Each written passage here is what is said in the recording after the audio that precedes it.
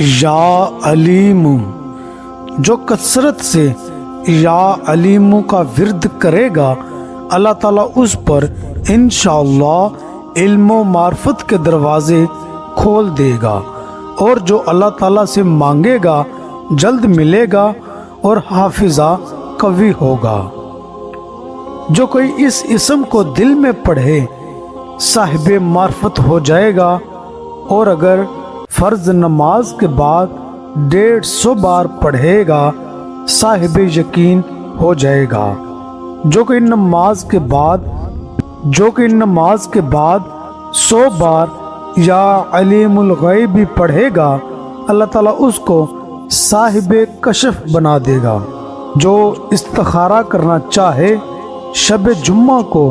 نماز کے بعد 100 بار مسجد میں یہ اسم مبارک پڑھ کر سو رہے، مطلوبہ حال سے